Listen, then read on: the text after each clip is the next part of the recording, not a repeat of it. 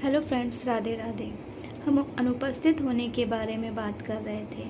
जब हम अनुपस्थित होते हैं और बाहर की दुनिया से हटते हैं, तब हम अपने भीतर पहुंचते हैं।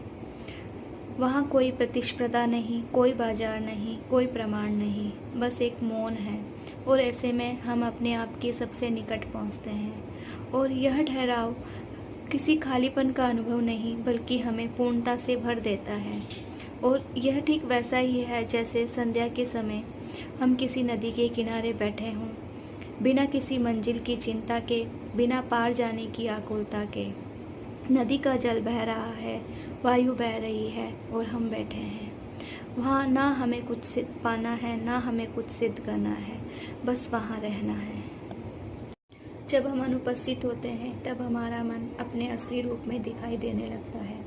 भीतर से कितनी ही आवाज़ें उठती हैं, कुछ अपूर्ण इच्छाएं, कुछ पुराने सुख, कुछ स्मृतियाँ, कुछ पछतावे और कुछ अनकहे भय। हमारी भारी व्यस्तताओं के कारण ये हमारे भीतर दबे रहते हैं। लेकिन जैसे ही बाहर का कोलाहल थमता है, वैसे ही ये आवाज़ें फिर से सुनाई देने लगती है। यहाँ पर इनका समाधान आवश्यक नहीं होता, बल्कि इनको पर्याप्त देखना ही काफ़ी है।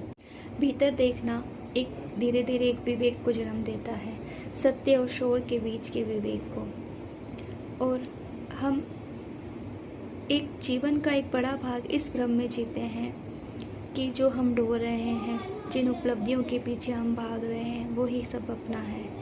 लेकिन जैसे ही हम भीतर झांकते हैं, तब समझ में आता है कि जिन उपलब्धियों के पीछे हम भाग रहे थे, वो हमारी कभी मन की इच्छा थी ही नहीं। वो सिर्फ संसार में हमारी स्वीकृति पाने की इच्छा थी। और यहीं से ये सारे भ्रम टूटते हैं और हम अपने स्वाभाविक विचारों से हटकर अपने मन की ओर लौटते हैं। और हम पाते हैं कि मन ही हमारा विश्वसनीय है। धीरे धीरे यह स्पष्ट होने लगता है कि यह ठहराव संसार से मुक्ति के लिए नहीं, बल्कि भ्रम को दूर करने के लिए है। हम शोर से दूर होना चाहते हैं, शोर से भागना चाहते हैं, ताकि हम लौट सकें बिना किसी बोझ के और अधिक स्पष्टता के और अधिक सच्चाई के। हम लौट सकें बिना किसी बोझ के।